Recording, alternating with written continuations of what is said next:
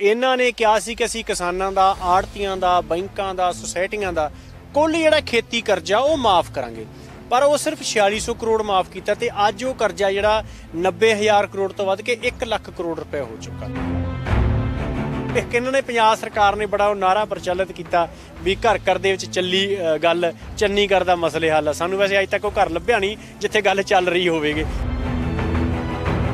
इस मुल्क जो संकट सीगा उस मुल्क नूं संकट चों कढिया। अज जो वो संकट चों आ ते ये मुल्क नूं संकट चों कढण चों भज रहा है। जो अपना घर परिवार डंगर वच्छा जमीन जायदाद वेच दे तां भी कर्ज नहीं ला सकदा। ਇਹਦਾ मतलब जो कांग्रेस सरकार आई सी उदों 90,000 करोड़ सी करजा ते अज जो कांग्रेस सरकार जाऊगी किसानां सिर 98,000 करोड़ करजा होऊगा। तो ਇਹਦਾ मतलब ये है कि किसानां दे सिर करजा मुक्ति का वादा करके करजा वधा के ही चले। इनपुट की कॉस्ट आ वो घट करो, वो कॉस्ट वधाई जाओ तो MSP देण तो भज्जो। ये तरीका जिहड़ा ठीक नहीं गा। जब तक ये नहीं हल हुंदा गा उन्ना समा किसान करजे तो बच नहीं सकदा।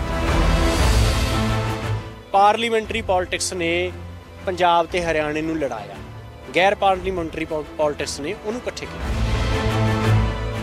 पार्लीमेंटरी पॉलिटिक्स ने धर्म जात के नाते दंगे कराए, गैर पार्लीमेंटरी पॉलिटिक्स ने धर्म जात तो खिते तो उपर उठ के लोगों को इकट्ठे किया।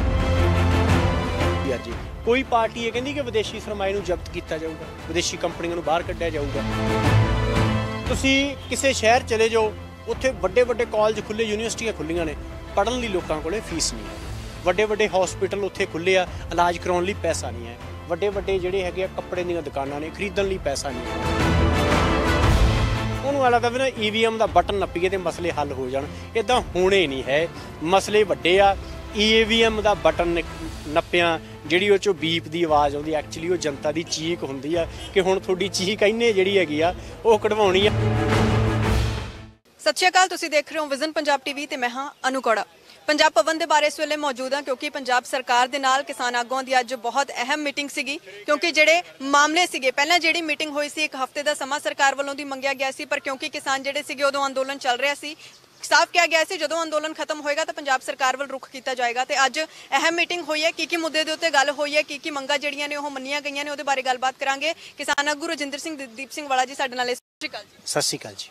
दीप सिंह वाला जी, किहड़े मुद्दे दे उत्ते अज गल हुई है ते किहड़ी मंगां जिहड़ियां ने मन्नियां गईयां ने, सब तो पहलां ओह जाण लईए। पहले नंबर ते तुहानूं जी जिहड़ा मामला सीगा किसानां दी कर्ज माफी वाला, क्योंकि पंजाब च जो कांग्रेस सरकार सत्ता च आई है तो पंजाब की किसानी सिर 90,000 करोड़ का करजा सीगा। तो इन्हां ने कहा सी कि असीं किसानां दा, आड़तियां दा, बैंकां दा, सुसाइटियां दा कुल जिहड़ा खेती करजा वो माफ़ करांगे, पर वो सिर्फ 4600 करोड़ माफ़ किया। तो अज वो करजा जिहड़ा 90,000 करोड़ तो वध के 1 लाख करोड़ रुपए हो चुका। तो अज जो CM चन्नी नाल गल हुई तो उन्होंने कहा भी जिहड़ी असीं कर्ज माफ़ी की स्कीम चलाई आ 5 एकड़ तक के किसानां दा जिहड़ा 2 लाख तक कर्ज माफ़ी वाला, ਉਹਦੇ 'ਚ ਅਸੀਂ 2,000 करोड़ के करीब जिहड़ी होर पैसे पावांगे भी 1.5 लाख किसान नूं जिहड़ी होर असीं जिहड़ां दे केस पेंडिंग आ उन्हां नूं राहत देवांगे। ਪਹਿਲਾਂ 'ਚ लैंड मार्गेज बैंक ਜਿਹੜਾ ਉਹ कर्ज माफी ਦੇ ਘੇਰੇ 'ਚ ਨਹੀਂ ਆਉਂਦਾ ਸੀ, ਉਹ ਉਹਨਾਂ ਨੇ ਸ਼ਾਮਲ ਕਰ ਲਿਆ। ਇਹੀ ਇੱਕ ਅਸੀਂ ਮੰਨਦੇ ਆ ਪ੍ਰਾਪਤੀ। ਅਦਰਵਾਈਜ਼ ਤਾਂ ਅਸੀਂ ਕਿਹਾ ਸੀ ਵੀ ਸਮੁੱਚੇ ਕਰਜ਼ੇ ਤੇ ਜਿਹੜੀ ਲੀਕ ਮਾਰੋ। ਤਾਂ CM ਚੰਨੀ ਨੇ ਕਿਹਾ ਵੀ ਇਹਦਾ ਇਹ ਕਿਵੇਂ ਹੋ ਸਕਦਾ। ਅਸੀਂ ਕਿਹਾ ਵੀ ਜਿਵੇਂ ਤੁਸੀਂ ਮੈਨੀਫੈਸਟੋ 'ਚ ਪਾਉਣ ਬਾਰੇ ਸੋਚਿਆ ਸੀ ਉਵੇਂ ਹੀ ਹੋ ਸਕਦਾ। ਤੇ ਫਿਰ ਵੀ ਉਹ ਕਹਿੰਦੇ ਹੱਲ ਤੁਸੀਂ ਦੱਸੋ। ਅਸੀਂ ਕਿਹਾ ਵੀ ਇਹਦਾ ਹੱਲ ਇਹ ਆ कि तुसी पंजाब दी जिहड़ियां बैंकां ने किसानां तो पैसे लैणे आ, तुसी उन्हां नाल बैठ के एक मीटिंग करो, सारे किसानां नूं कर्ज तो मुक्त करो ते उन्हां नाल गल कर लो भी उन्हां नूं पंजाब सरकार 3 सालां 'च पैसे दिंदी है, 4 सालां 'च पंजाब सरकार किश्त बन ले बैंकां नाल भी असीं इन्ने ने पैसे जिहड़े देई जावांगे। उह तां वैसे पंजाब दे किसानां 'ਚ 1 ਲੱਖ करोड़ रुपए दा कर्जा जे हुण डॉक्टर रणजीत सिंह घुम्मण प्रसिद्ध अर्थशास्त्री ने ਉਹ 6ਵੇਂ पे कमीशन ਦੇ ਅਡਹੌਕ ਮੈਂਬਰ ਵੀ ਸੀਗੇ। ਉਹਨਾਂ ਦੀ ਇੱਕ ਰਿਪੋਰਟ ਪਿਛਲੇ ਦਿਨੀ ਪਬਲਿਸ਼ ਹੋਈ ਕਿ ਪੰਜਾਬ ਦੇ ਵਿੱਚ ਇੱਕ ਨਵਾਂ ਪੈਸਾ ਵੀ ਰੈਵਨਿਊ ਲਾਇਆ 20 ਤੋਂ 25,000 ਕਰੋੜ ਰੁਪਏ ਕਲੈਕਟ ਕੀਤਾ ਜਾ ਸਕਦਾ 1 ਸਾਲ ਦੇ ਵਿੱਚ। ਜੇ ਸਰਕਾਰ ਉਹ ਸਾਰਾ ਕਿਵੇਂ ਹੋ ਸਕਦਾ ਜਿੰਨੇ ਮਾਫੀਏ ਚੱਲਦੇ ਆ, ਟਰਾਂਸਪੋਰਟ ਮਾਫੀਆ, ਰੇਤ ਮਾਫੀਆ, ਸਾਰੇ ਇਹਨਾਂ ਨੂੰ ਨੱਥ ਮਾਰ ਕੇ। तो पर वो सरकार की कोई इस तरह की इच्छा शक्ति है नहीं करना चाहे। तो इस करके कर्ज माफी वाले दे उपर जी गोंगलों तो मिट्टी झाड़न का काम होया। पर उन्होंने ये कहा भी 5 एकड़ तक के किसानों की असी 10 दिनों करांगे, 10 दिनों बाद फिर मीटिंग बुलावांगे तो असी ये अगे वधांगे कर्ज माफी वाले ते। वो हुण ਦੇਖਦੇ ਹਾਂ ਵੀ ਕਿੰਨਾ ਅੱਗੇ ਜਿਹੜਾ ਵਧਦੇ ਆ।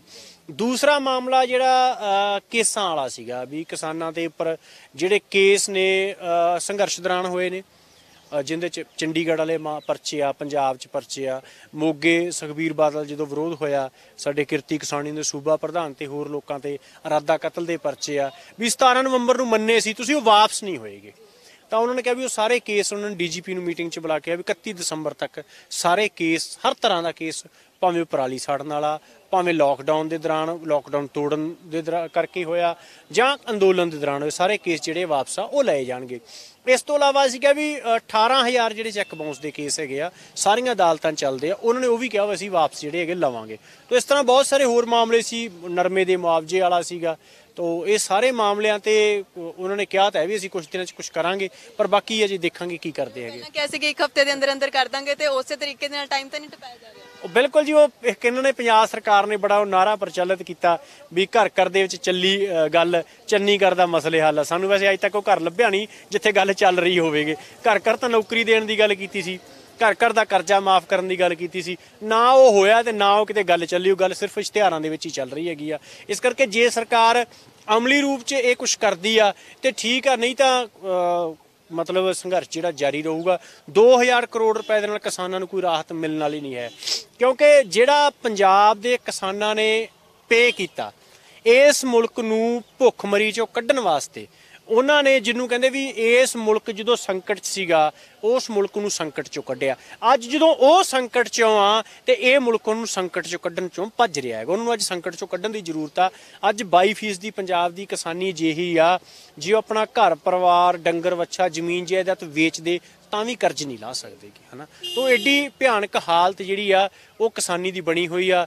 ਇਸ ਅਨਾਜ ਦਾ ਸੰਕਟ ਖਰਨ ਲੱਗਿਆ ਧਰਤੀ ਦਾ ਸੀ 86% ਪਾਣੀ ਕੱਢ ਲਿਆ, ਹਵਾ ਪਾਣੀ ਮਿੱਟੀ ਸਭ ਕੁਝ ਪਲੀਤ ਕਰ ਲਿਆ, ਸਭ ਕੁਝ ਦਾਅ ਤੇ ਲਾਤਾ। ਤੇ ਅੱਜ ਜਦੋਂ ਕਿਸਾਨ ਦਾਅ ਤੇ ਲੱਗੇ ਹੋਏ ਆ ਤੇ ਸਰਕਾਰਾਂ ਜਿਹੜੀਆਂ ਨੇ ਰਾਹਤ ਦੇਣ ਤੋਂ ਭੱਜ ਰਹੀਆਂ ਨੇ। ਇਸ ਕਰਕੇ ਹਲੇ ਵੀ ਬਾਕੀ ਨੇ ਜਾਂ ਫਿਰ ਸਾਰੀਆਂ ਮੰਗਾਂ ਦੇ ਉੱਤੇ ਅੱਜ ਕੁੱਲ ਮਿਲਾ ਕੇ ਗੱਲ ਹੋ ਪਾਈ? ਦੇਖੋ, ਗੱਲਬਾਤ ਤਾਂ ਸਾਰੀਆਂ ਮੰਗਾਂ ਤੇ ਹੀ ਹੋਊਗੀ, ਹੈ ਨਾ, ਪਰ ਉਹ ਸਿਰਫ ਅਮਲ ਉਹ 'ਚੋਂ ਕਿੰਨੀਆਂ ਤੇ ਹੁੰਦਾ।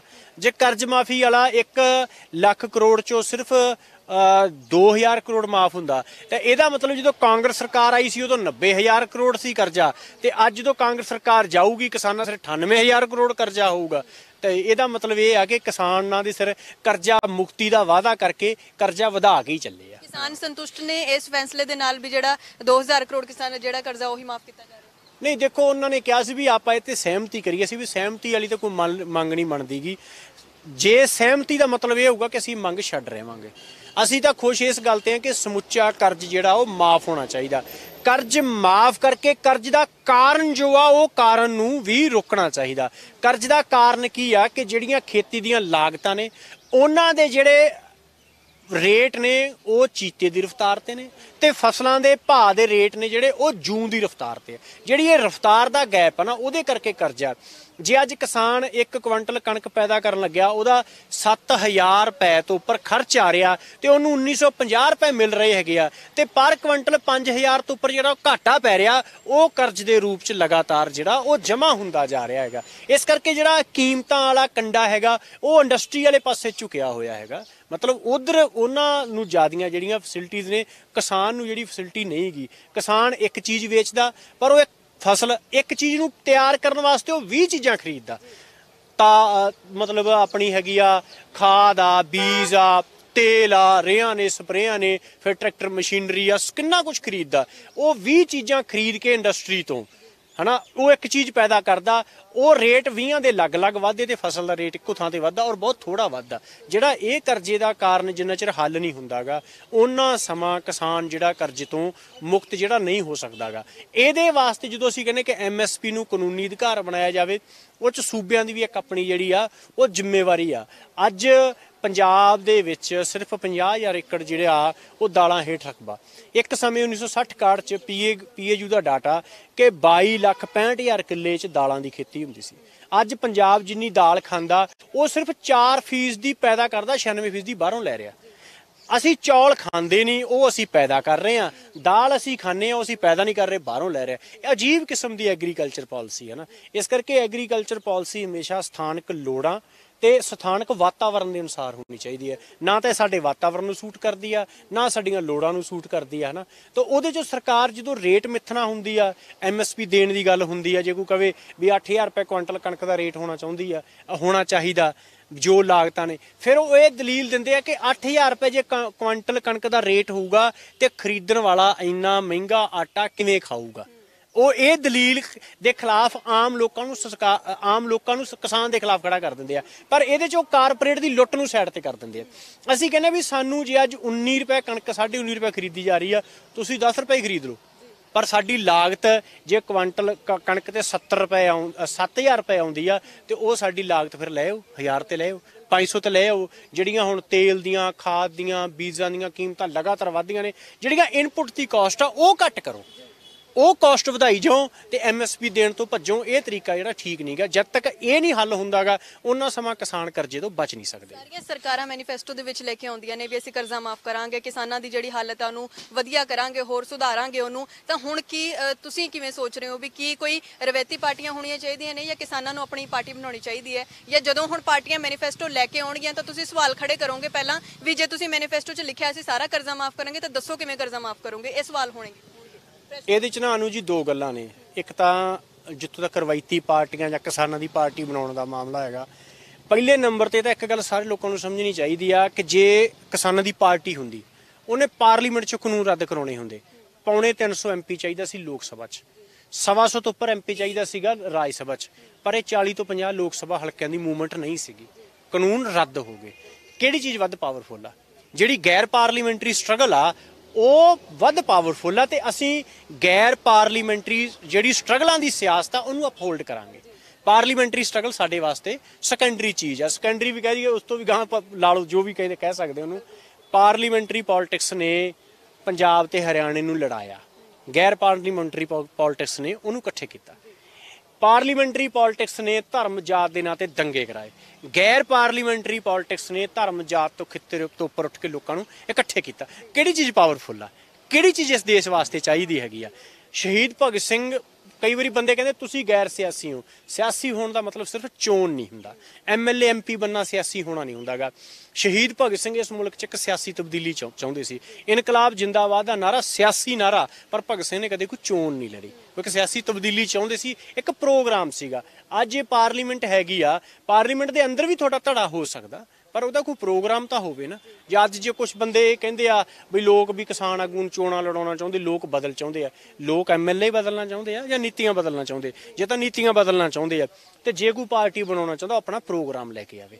ਕੀ ਉਹ ਬਾਨੀਆਂ ਡਾਨੀਆਂ ਨੂੰ ਕਿਸੇ ਕਾਰਖਾਨੇ ਦਿਹਾੜੀ ਕਰਨ ਲਾ ਸਕਦਾ? ਉਹਨਾਂ ਦਾ ਸਾਰਾ ਪੈਸਾ ਜ਼ਬਤ ਕਰਕੇ ਲੋਕਾਂ ਦੀ ਸਿਹਤ, ਸਿੱਖਿਆ, ਰੁਜ਼ਗਾਰ ਤੇ ਲਾ ਸਕਦਾ? ਜੇ ਨਹੀਂ ਲਾ ਸਕਦਾਗਾ, ਫਿਰ ਪਾਰਟੀ ਜਿਹੜੀ ਮਰਜ਼ੀ ਆ ਜੇ। ਕੋਈ ਪਾਰਟੀ ਇਹ ਕਹਿੰਦੀ ਕਿ ਵਿਦੇਸ਼ੀ ਸਰਮਾਏ ਨੂੰ ਜ਼ਬਤ ਕੀਤਾ ਜਾਊਗਾ, ਵਿਦੇਸ਼ੀ ਕੰਪਨੀਆਂ ਨੂੰ ਬਾਹਰ ਕੱਢਿਆ ਜਾਊਗਾ, ਹਨਾ। ਕਿੱਡਾ ਵੱਡਾ ਇਸ਼ੂ ਆ ਇੱਥੇ ਸਾਡੇ ਕਾਸਟ ਦਾ, ਰਿਲੀਜਨ ਦਾ, ਲਿੰਗਕ ਵਿਤਕਰੇ ਵਾਲਾ। ਇਹ ਵਿਤਕਰਿਆਂ ਨੂੰ ਖਤਮ ਕਰਨ ਦਾ ਮੈਂ ਕਹਿੰਦਾ ਕਿਸੇ ਨੇ ਉਹਦੇ ਕੋਲ ਪ੍ਰੋਗਰਾਮ ਤਾਂ ਦੂਰ ਛੱਡੋ, ਉਹਨੇ ਕਦੇ ਜ਼ਿਕਰ ਹੀ ਨਹੀਂ ਕੀਤਾਗਾ। ਕਾਸਟ ਖਤਮ ਕਰਨ ਵਾਲਾ ਕਿਸੇ ਕੋਲ ਕੋਈ ਇਸ਼ੂ ਹੈ? ਜੈਂਡਰ ਬਾਇਸਡ ਖਤਮ ਕਰਨ ਦਾ ਕਿਸੇ ਕੋਲ ਕੋਈ ਹੈ ਤਰੀਕਾ, ਹਨਾ। ਤਾਂ ਇਹ ਸਾਰੇ ਇਸ਼ੂਜ਼ ਜਿਹੜੇ ਹੈਗੇ ਆ, ਇਹਦੇ ਵਾਸਤੇ ਗੈਰ ਪਾਰਲੀਮੈਂਟਰੀ ਸਟਰਗਲ ਜਿਹੜੀ ਆ ਪਹਿਲਾਂ ਸਾਨੂੰ ਉਹ ਬਿਲਡ ਕਰਨੀ ਪੈਣੀ ਆ। ਉਹਦੇ 'ਚੋਂ ਕੌਨਸ਼ੀਅਸਨੈਸ ਆਉਂਦੀ ਆ, ਉਹਦੇ 'ਚੋਂ ਚੇਤਨਾ ਆਉਂਦੀ ਆ, ਉਹਦੇ ਰਾਹੀਂ ਜਿਹੜਾ ਅੱਗੇ ਵਧਿਆ ਜਾ ਸਕਦਾ। ਇੱਕ ਗੱਲ ਲੋਕਾਂ ਨੂੰ ਸਮਝਣੀ ਚਾਹੀਦੀ ਕਿ ਇਹ ਇਕਨੋਮਿਕ ਮੂਵਮੈਂਟ ਸੀਗੀ, ਇਹ ਪੋਲੀਟੀਕਲ ਮੂਵਮੈਂਟ ਨਹੀਂ ਸੀ।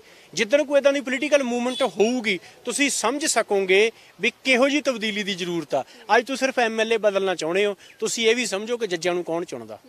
ਜੱਜ ਤੁਸੀਂ ਨਹੀਂ ਚੁਣਦੇ, ਜੱਜ ਵੀ ਲੋਕਾਂ ਦੁਆਰਾ ਚੁਣੇ ਜਾਣ, DC ਵੀ ਲੋਕਾਂ ਦੁਆਰਾ ਚੁਣੇ ਜਾਣ, SSP ਵੀ ਲੋਕਾਂ ਦੁਆਰਾ ਚੁਣੇ ਜਾਣ, ਪਟਵਾਰੀ ਵੀ ਲੋਕਾਂ ਦੁਆਰਾ ਚੁਣੇ ਜਾਣ, ਤੇ ਲੋਕਾਂ ਪ੍ਰਤੀ ਜਵਾਬਦੇਹ ਲੋਕ ਲਾ ਵੀ ਸਕਦੇ ਹੋਣ। ਫਿਰ ਤਾਂ ਹੋਊਗਾ ਨਾ ਵੀ ਪੂਰਾ ਵੀ ਸਿਸਟਮ ਜਿਹੜਾ ਡੈਮੋਕ੍ਰੇਟਿਕ ਆ। ਕਈ ਵਾਰੀ ਸਾਡੀ ਡੈਮੋਕ੍ਰੇਸੀ ਦੀ ਪਰਿਭਾਸ਼ਾ ਚੋਣਾਂ ਤੱਕ ਆ। ਜਦੋਂ ਅਸੀਂ ਕਹਿੰਦੇ ਕਿ ਹਸਬੈਂਡ ਵਾਈਫ ਦਾ ਰਿਲੇਸ਼ਨ ਡੈਮੋਕ੍ਰੇਟਿਕ ਹੋਵੇ, ਬੱਚਿਆਂ ਦਾ ਤੇ ਪੇਰੈਂਟਸ ਦਾ ਰਿਲੇਸ਼ਨ ਡੈਮੋਕ੍ਰੇਟਿਕ ਹੋਵੇ, ਹਨਾ, ਬ੍ਰਦਰ ਤੇ ਸਿਸਟਰ ਦਾ ਰਿਲੇਸ਼ਨ ਡੈਮੋਕ੍ਰੇਟਿਕ ਹੋਵੇ, ਇਸ ਰਿਲੇਸ਼ਨ 'ਚ ਚੋਣਾਂ ਨਹੀਂ ਹੁੰਦੀਆਂ। ਇਹਦਾ ਮਤਲਬ ਡੈਮੋਕ੍ਰੇਸੀ ਸਿਰਫ ਚੋਣਾਂ ਤੇ ਨਹੀਂ ਖੜੀਗੀ। ਡੈਮੋਕ੍ਰੇਟਿਕ ਹੋਣ ਦਾ ਮਤਲਬ ਕੁਛ ਜਿਹੜਾ ਉਹ ਹੋਰ ਆ। ਜਦੋਂ ਸਾਡੀ ਸੁਸਾਇਟੀ ਰੀਅਲੀ ਡੈਮੋਕ੍ਰੇਟਿਕ ਹੋਏਗੀ, ਕਾਸਟ, ਧਰਮ, ਇਹਨਾਂ ਸਾਰਿਆਂ ਤੋਂ ਉੱਪਰ ਉੱਠ ਕੇ ਹੈ ਨਾ, ਉਹ ਕੁਝ ਕਰਨਾ ਚਾਹੇਗੀ, ਦੈਨ ਤੁਸੀਂ ਪਾਰਲੀਮੈਂਟਰੀ ਪ੍ਰਬੰਧ ਰਾਹੀਂ ਵੀ ਕੁਝ ਆਵਾਜ਼ਾਂ ਉਠਾ ਸਕਦੇ ਹੋਗੇ। ਜਿੱਥੇ ਚੋਣ ਜਾਤ ਧਰਮ ਖਿੱਤੇ ਪੈਸੇ ਇਹਦੇ ਆਧਾਰ ਤੇ ਹੁੰਦੀ ਹੋਵੇ, ਉਹਦੇ ਤੁਸੀਂ ਇਸ ਜਾ ਕੇ ਇਸ ਖੇਡ ਦੇ ਵਿੱਚ ਜਾ ਕੇ ਜਿਹਨੂੰ ਕਹਿੰਦੇ ਵੀ ਆ ਉਹ ਗਰਕਣ ਵਾਲੀ ਗੱਲ ਹੀ ਹੈ, ਕੱਢਣ ਪਾਉਣ ਨੂੰ ਕੁਝ ਨਹੀਂ ਹੈ। ਤੁਸੀਂ ਕਾਰਪੋਰੇਟਸ ਦੀ ਗੱਲ ਕੀਤੀ ਸੀ ਤਾਂ ਮੈਨੂੰ ਗੱਲ ਯਾਦ ਆਈ ਵੀ SBI ਦੀ ਪਹਿਲਾਂ ਗੱਲ ਹੋ ਰਹੀ ਸੀ ਵੀ ਬੈਂਕ ਜਿਹੜਾ ਹੈ ਇੱਕ ਕੰਟਰੈਕਟ ਹੋਇਆ ਅਡਾਨੀਆਂ ਦੇ ਨਾਲ, ਅਡਾਨੀ ਗਰੁੱਪ ਦੇ ਨਾਲ ਕਿ ਉਹ ਕਰਜ਼ਾ ਮਿਲ ਕੇ ਮਤਲਬ ਕਿਸਾਨਾਂ ਨੂੰ ਦੇਣਗੇ। ਤਾਂ ਅੱਜ SBI ਇਹ ਮਤਲਬ ਇੱਕ ਆਫਰ ਲੈ ਕੇ ਆਉਂਦਾ ਹੈ ਕਿਸਾਨਾਂ ਵਾਸਤੇ ਜਿਹਦੇ ਤੇ ਘੱਟ ਵਿਆਜ ਦੇ ਉੱਤੇ ਉਹ ਕਰਜ਼ਾ ਦੇਣ ਦੀ ਗੱਲ ਕਰ ਰਹੇ ਨੇ। ਤਾਂ ਲਿੰਕਡ ਸਾਰੀਆਂ ਚੀਜ਼ਾਂ ਥੋੜੀਆਂ ਨਜ਼ਰ ਆਉਂਦੀਆਂ ਕਿ ਇਸ ਨੂੰ ਲੈ ਕੇ ਵੀ ਗੰਭੀਰ ਹੈ ਕਿਸਾਨ ਜਥੇਬੰਦੀ। ਦੇਖੋ, ਜਿੱਥੋਂ ਤੱਕ ਸਰਕਾਰ ਕੋਈ ਬੈਂਕ ਆ ਉਹਦਾ ਪੈਸਾ ਕੋਈ ਬੰਦਾ ਕਮਰੇ 'ਚ 10 ਲੱਖ ਰੁਪਏ ਰੱਖ ਦੇ, ਸਾਲ ਬਾਅਦ ਖੋਲੇ 10 ਲੱਖ ਹੀ ਰਹੂਗਾ। ਉਹ ਵਧੂਗਾ ਕਦੋਂ? ਜਾਂ ਤਾਂ ਉਹ ਕਿਸੇ ਕਾਰੋਬਾਰ 'ਚ ਲਾਵੇ ਜਾਂ ਉਹਨੂੰ ਵਿਆਜ ਤੇ ਦੇਵੇ। ਇਸ ਕਰਕੇ ਸਰਮਾਏਦਾਰਾਂ ਦੀਆਂ ਜਿਹੜੀਆਂ ਬੈਂਕਾਂ ਨੇ ਉਹਨਾਂ ਦਾ ਪੈਸਾ ਤਾਂ ਹੀ ਵਧਣਾ ਜੇ ਉਹ ਕਰਜ਼ ਦੇ ਰੂਪ 'ਚ ਲੋਕਾਂ ਨੂੰ ਦੇਣਗੇ, ਹੈ ਨਾ। ਤਾਂ ਇਸ ਕਰਕੇ ਉਹ ਭਾਵੇਂ ਸਸਤੀ ਵਿਆਜ ਵਾਲਾ, ਜਿਵੇਂ ਜਿਵੇਂ ਆਰਥਿਕ ਸੰਕਟ ਵੱਧਦਾ, ਇਕਨੋਮਿਕ ਕ੍ਰਾਈਸਿਸ ਦੇ ਨਾਲ ਤਾਂ ਕਈ ਵਾਰੀ ਇਹ ਵੀ ਹੁੰਦੀਆਂ ਨੇ ਬੈਂਕਾਂ ਜ਼ੀਰੋ ਵਿਆਜ ਦਰ ਤੇ ਵੀ ਕਰਜ਼ੇ ਦੇਣ ਲੱਗ ਜਾਂਦੀਆਂ ਨੇ। ਤਾਂ ਇਹ ਸਾਰਾ ਕੁਝ ਉਹਦੇ 'ਚ ਜਿਹੜਾ ਨਿਕਲ ਕੇ ਆ ਰਿਹਾ ਹੈਗਾ। ਪਰ ਜਿਹੜੀ ਦੋ ਤਰ੍ਹਾਂ ਦੇ ਇਕਨੋਮਿਕ ਮਾਡਲ ਨੇ, ਮੈਨੂੰ ਲੱਗਦਾ ਗੱਲ ਆਪਣੀ ਲੰਬੀ ਤਾਂ ਨਹੀਂ ਹੋ ਰਹੀ ਜ਼ਿਆਦਾ। ਹਾਂ, ਦੋ ਤਰ੍ਹਾਂ ਦੇ ਇਕਨੋਮਿਕ ਮਾਡਲ ਨੇ ਦੁਨੀਆ ਦੇ ਵਿੱਚ, ਇੱਕ ਡਿਮਾਂਡ ਤੇ ਬੇਸਡ ਆ, ਇੱਕ ਸਪਲਾਈ ਤੇ ਬੇਸਡ ਆ, ਹੈ ਨਾ। ਜਿਹੜਾ ਤਾਂ ਹੈਗਾ ਸਪਲਾਈ ਤੇ ਬੇਸਡ, ਉਹ ਹੈਗਾ ਪੂੰਜੀਵਾਦੀ ਅਰਥ ਵਿਵਸਥਾ। ਕਿ ਤੁਸੀਂ ਕਿਸੇ ਸ਼ਹਿਰ ਚਲੇ ਜਾਓ, ਉੱਥੇ ਵੱਡੇ ਵੱਡੇ ਕਾਲਜ ਖੁੱਲੇ, ਯੂਨੀਵਰਸਿਟੀਆਂ ਖੁੱਲੀਆਂ ਨੇ, ਪੜ੍ਹਨ ਲਈ ਲੋਕਾਂ ਕੋਲੇ ਫੀਸ ਨਹੀਂ ਹੈ। ਵੱਡੇ ਵੱਡੇ ਹਸਪੀਟਲ ਉੱਥੇ ਖੁੱਲੇ ਆ, ਇਲਾਜ ਕਰਾਉਣ ਲਈ ਪੈਸਾ ਨਹੀਂ ਹੈ। ਵੱਡੇ ਵੱਡੇ ਜਿਹੜੇ ਹੈਗੇ ਆ ਕੱਪੜੇ ਦੀਆਂ ਦੁਕਾਨਾਂ ਨੇ, ਖਰੀਦਣ ਲਈ ਪੈਸਾ ਨਹੀਂ ਹੈ ਨਾ। ਉਹ ਸਪਲਾਈ ਆ। ਉਸ ਇਕਨੋਮਿਕ ਮਾਡਲ ਨੇ ਚੀਜ਼ਾਂ ਦੀ ਸਪਲਾਈ ਕਰਤੀ, ਵਾਧੂ ਹੈ, ਪਰ ਉਹਦੀ ਡਿਮਾਂਡ ਨਹੀਂ ਹੈ। ਡਿਮਾਂਡ ਕਿਉਂ ਨਹੀਂ ਹੈ? ਕਿਉਂਕਿ ਲੋਕਾਂ ਕੋਲ ਦੀ ਇਨਕਮ ਨਹੀਂ ਹੈ, ਲੋਕਾਂ ਕੋਲ ਰੁਜ਼ਗਾਰ ਨਹੀਂ ਹੈ। ਇਹ ਪ੍ਰਬੰਧ ਜਿਹੜਾ ਹੈਗਾ ਇਹ ਕਹਿੰਦਾ ਤੁਸੀਂ ਐਜੂਕੇਸ਼ਨ ਲੈਣੀ ਆ, ਐਜੂਕੇਸ਼ਨ ਲੋਨ ਲੈ ਲਓ, ਘਰ ਲੈਣਾ ਹੋਮ ਲੋਨ ਲੈ ਲਓ, ਨਹੀਂ ਤੁਸੀਂ ਪਹਿਲਾਂ ਹੀ ਵਰਤ ਲਈ, ਹੈ ਨਾ। ਤਾਂ ਇਹ ਇਕਨੋਮਿਕ ਮਾਡਲ ਸਾਰਾ ਕਰਜ਼ੇ ਦੇ ਆਧਾਰ ਤੇ ਚੱਲਦਾ, ਹੈ ਨਾ। ਜਿਹੜਾ ਦੂਸਰੇ ਤਰ੍ਹਾਂ ਦਾ ਇਕਨੋਮਿਕ ਮਾਡਲ ਆ ਵੀ ਡਿਮਾਂਡ ਤੇ ਆਧਾਰਿਤ ਹੋਊਗਾ, ਹੈ ਨਾ। ਕਿ ਤੁਸੀਂ ਇੱਥੇ ਜੇ ਲੋਕਾਂ ਨੂੰ ਰੁਜ਼ਗਾਰ ਦਿਓ, ਲੋਕ ਪੜ੍ਹਨਾ ਚਾਹਣਗੇ, ਤੁਹਾਨੂੰ ਨਵੇਂ ਸਕੂਲ ਕਾਲਜ ਖੋਲ੍ਹਣੇ ਪੈਣਗੇ, ਹੈ ਨਾ। ਜੇ ਲੋਕਾਂ ਕੋਲੇ ਪੈਸਾ ਹੋਊਗਾ, ਲੋਕ ਮੰਨ ਲਓ ਮੋਟਰਸਾਈਕਲ ਖਰੀਦਣਾ ਚਾਹੁੰਦੇ ਆ, ਗੱਡੀ ਖਰੀਦਣਾ ਚਾਹੁੰਦੇ ਆ, ਤੁਹਾਨੂੰ ਆਟੋ ਇੰਡਸਟਰੀ ਡਿਵੈਲਪ ਕਰਨੀ ਪਏਗੀ। ਆਟੋ ਇੰਡਸਟਰੀ ਡਿਵੈਲਪ ਹੋਏਗੀ, ਹੋਰ ਲੋਕਾਂ ਨੂੰ ਰੁਜ਼ਗਾਰ ਮਿਲੇਗਾ, ਹੈ ਨਾ, ਹੋਰ ਪੈਸਾ ਆਏਗਾ, ਹੋਰ ਡਿਮਾਂਡ ਵਧੇਗੀ, ਹੋਰ ਡਿਵੈਲਪਮੈਂਟ ਹੋਊਗੀ। ਇੱਕ ਇਕਨੋਮਿਕ ਮਾਡਲ ਇਹ ਆ ਜਿਹਨੂੰ ਅਸੀਂ ਸੋਸ਼ਲਿਸਟਿਕ ਇਕਨੋਮਿਕ ਮਾਡਲ ਲੈਂਦੇ, ਜਿਹਨੂੰ ਸ਼ਹੀਦ ਭਗਤ ਸਿੰਘ ਚਾਹੁੰਦਾ ਸੀਗਾ। ਇਸ ਕਰਕੇ ਜਿਹੜਾ ਇਹ ਸਮੁੱਚਾ ਇਕਨੋਮਿਕ ਢਾਂਚਾ ਹੈਗਾ, ਇਹਨੂੰ ਤਬਦੀਲ ਕਰਨ ਦੀ ਲੋੜ ਆ। ਇਹਦੇ 'ਚ ਇਕੱਲੀ ਸਰਕਾਰ ਬਦਲਣ ਦੇ ਨਾਲ ਜਾਂ ਖੇਤੀ ਕਾਨੂੰਨ ਰੱਦ ਕਰਾਉਣ ਦੇ ਨਾਲ ਮਾਮਲਾ ਹੱਲ ਜਿਹੜਾ ਨਹੀਂ ਹੋਣਾਗਾ। ਸਾਡੇ ਲੋਕ ਸਸਤੀ, ਜਿਹਨੂੰ ਕਹਿੰਦੇ ਨੇ ਸੌਖੀ ਤਬਦੀਲੀ ਚਾਹੁੰਦੇ ਆ। ਉਹਨੂੰ ਐ ਲੱਗਦਾ ਵੀ ਨਾ EVM ਦਾ ਬਟਨ ਨੱਪੀਏ ਤੇ ਮਸਲੇ ਹੱਲ ਹੋ ਜਾਣ। ਇੱਦਾਂ ਹੋਣੇ ਨਹੀਂ ਹੈ, ਮਸਲੇ ਵੱਡੇ ਆ। EVM ਦਾ ਬਟਨ ਨੱਪਿਆ, ਜਿਹੜੀ ਉਹ 'ਚੋਂ ਬੀਪ ਦੀ ਆਵਾਜ਼ ਆਉਂਦੀ, ਐਕਚੁਅਲੀ ਉਹ ਜਨਤਾ ਦੀ ਚੀਕ ਹੁੰਦੀ ਆ ਕਿ ਹੁਣ ਤੁਹਾਡੀ ਚੀਕ ਇੰਨੇ ਜਿਹੜੀ ਹੈਗੀ ਆ ਉਹ ਕਢਵਾਉਣੀ ਆ। ਪਹਿਲਾਂ ਵੋਟਾਂ ਵਾਲੇ ਡੱਬਿਆਂ 'ਚ ਅਸੀਂ ਪਰਚੀਆਂ ਪਾਉਂਦੇ ਰਹੇ, ਉਹਦੇ 'ਚੋਂ ਲੀਡਰ ਹੀ ਨਿਕਲੇ ਆ, ਲੋਕਾਂ ਦੇ ਮਸਲਿਆਂ ਦੇ ਹੱਲ ਜਿਹੜੇ ਨਹੀਂ ਨਿਕਲੇਗੇ। ਇਸ ਕਰਕੇ ਆਉਣ ਵਾਲੇ ਦਿਨਾਂ 'ਚ ਲੋਕ ਜਿਹਨੂੰ ਵੀ ਦੇਖਣ ਪਰਖਣ, ਵੋਟ ਵੀ ਕਰਨਾ ਚਾਹਣ, ਤਾਂ ਉਹਦਾ ਪ੍ਰੋਗਰਾਮ ਜ਼ਰੂਰ ਦੇਖਣ। ਉਹਦਾ ਮੈਨੀਫੈਸਟੋ ਕੀ ਆ, ਉਹ ਚਾਹੁੰਦਾ ਕੀ ਆ, ਉਹਦਾ ਵਿਜ਼ਨ ਕੀ ਆ, ਉਹ ਕਰਨਾ ਕੀ ਚਾਹੁੰਦਾ। ਜੇ ਉਹਦੇ ਕੋਲ ਕੁਝ ਹੈ ਤਾਂ ਸਪੋਰਟ ਕਰ ਦੇਣ, ਨਹੀਂ ਤਾਂ 70 ਸਾਲ ਵੋਟਾਂ ਪਾਇਆ ਕੋਈ ਹੱਲ ਨਹੀਂ ਹੁੰਦਾ। ਜੇ ਐਤਕੀ ਨਾ ਪਾਵਾਂਗੇ ਤਾਂ ਕੋਈ ਫਰਕ ਨਹੀਂ ਪੈਂਦਾ। ਹਾਂ, ਅਖੀਰ ਦੇ ਵਿੱਚ ਇਹਨਾਂ ਦੱਸ ਦਿਓ ਵੀ ਪੰਜਾਬ ਸਰਕਾਰ ਦੇ ਨਾਲ ਦੁਬਾਰਾ ਮੀਟਿੰਗ ਜਿਹੜੀ ਉਹ ਕਦੋਂ ਦੀ ਰੱਖੀ ਗਈ? ਸ਼ਾਇਦ ਹਫ਼ਤੇ 10 ਦਿਨਾਂ ਬਾਅਦ। ਦੇਖਦੇ ਹਾਂ ਉਹ ਕਿਸ ਤਰ੍ਹਾਂ ਦੀ ਪ੍ਰੋਗਰੈਸ ਹੁੰਦੀ ਆ। 31 ਦਸੰਬਰ ਤੱਕ ਪਰਚੇ ਵਾਪਸ ਲੈਂਦੇ ਆ ਜਾਂ ਛੋਟੇ ਕਿਸਾਨਾਂ ਨੂੰ ਜਿਹੜਾ ਕਰਜ਼ੇ ਦੀ ਰਾਹਤ ਦੇਣ ਦੀ ਗੱਲ ਕੀਤੀ ਆ, ਉਸ ਪਾਸੇ ਕੁਝ ਵੱਧਦੇ ਆ ਕਿ ਨਹੀਂ। ਜੇ ਵੱਧਦੇ ਆ ਤਾਂ ਦੇਖਾਂਗੇ ਵੀ ਅਗਲੀ ਮੀਟਿੰਗ ਨੂੰ ਕਵਾਂਗੇ ਵੀ ਅਗਲੀ ਮੀਟਿੰਗ ਕੀਤੀ ਜਾਵੇ। ਜੇ ਨਹੀਂ ਵੱਧਦੇ ਤਾਂ ਵੀ ਕੀਤੀ ਜਾਵੇ, ਪਰ ਉਹਦੇ ਨਾਲ ਫਿਰ ਇਹ ਵੀ ਸੋਚਿਆ ਜਾਊਗਾ ਕਿ ਪੰਜਾਬ ਸਰਕਾਰ ਖਿਲਾਫ ਜਿਹੜਾ ਮੋਰਚਾ ਉਹ ਵੀ ਖੋਲ੍ਹਿਆ ਜਾਵੇ। ਬਹੁਤ ਧੰਨਵਾਦ ਜੀ। ਸ਼ੁਕਰੀਆ ਜੀ। ਸੋ ਇਹ ਸੀਗੇ ਰਜਿੰਦਰ ਸਿੰਘ ਦੀਪ ਸਿੰਘ ਵਾਲਾ, ਜਿਨ੍ਹਾਂ ਨੇ ਆਪਣੀ ਗੱਲਬਾਤ ਸਾਡੇ ਨਾਲ ਸਾਂਝੀ ਕੀਤੀ ਤੇ ਦੱਸਿਆ ਕਿ ਅੱਜ ਦੀ ਮੀਟਿੰਗ ਦੇ ਵਿੱਚ ਕੀ ਜਿਹੜੀ ਗੱਲਬਾਤ ਹੈ ਉਹ ਹੋਈ ਹੈ। ਸੋ ਅੱਜ ਦੀ ਮੀਟਿੰਗ ਦੇ ਵਿੱਚ ਕਰਜ਼ਾ ਮਾਫੀ ਨੂੰ ਲੈ ਕੇ ਗੱਲਬਾਤ ਹੋਈ ਹੈ ਤੇ ਉਸ ਤੋਂ ਇਲਾਵਾ ਜਿਹੜੇ ਛੋਟੇ ਕਿਸਾਨਾਂ ਨੂੰ ਜਿਹੜਾ ਮੁਆਵਜ਼ੇ ਦੀ ਗੱਲ ਸੀਗੀ, ਉਹ ਮੁਆਵਜ਼ਾ ਕਿਸ ਤਰੀਕੇ ਦੇ ਨਾਲ ਦੇਣਗੇ, ਕਿਹਨੂੰ ਦੇਣਗੇ, ਕਿਵੇਂ ਵੰਡਿਆ ਜਾਏਗਾ, ਸੋ ਉਸ ਦੇ ਬਾਰੇ ਵੀ ਸਾਰੀ ਚਰਚਾ ਜਿਹੜੀ ਹੈ ਉਹ ਕੀਤੀ ਗਈ ਹੈ। ਅਗਲੀ ਮੀਟਿੰਗ ਕਹਿੰਦੇ ਵੀ ਇੱਕ ਹਫ਼ਤੇ ਤੋਂ ਬਾਅਦ ਜਿਹੜੀ ਉਹ ਕੀਤੀ ਜਾ ਸਕਦੀ ਹੈ, ਕਿਉਂਕਿ ਸਰਕਾਰ ਨੇ 10 ਦਿਨ ਦਾ ਸਮਾਂ ਮੰਗਿਆ। 10 ਦਿਨ ਦੇ ਵਿੱਚ ਸਰਕਾਰ ਜੇ ਕੰਮ ਕਰਨਾ ਸਟਾਰਟ ਕਰਦੀ ਹੈ ਤਾਂ ਬਹੁਤ ਚੰਗੀ ਗੱਲ ਹੈ। ਜੇ ਨਹੀਂ ਸਰਕਾਰ ਕਰਦੀ ਤਾਂ ਉਸ ਦੇ ਖਿਲਾਫ ਦੁਬਾਰਾ ਮੋਰਚਾ ਜਿਹੜਾ ਉਹ ਖੋਲ੍ਹਿਆ ਜਾ ਸਕਦਾ। ਤੁਸੀਂ ਜੁੜੇ ਰਹੋ ਵਿਜ਼ਨ ਪੰਜਾਬ TV ਦੇ ਨਾਲ। ਕੈਮਰਾਮੈਨ ਡਿੰਪੀ ਦੇ ਨਾਲ ਮੈਂ ਅਨੁਕੜਾ।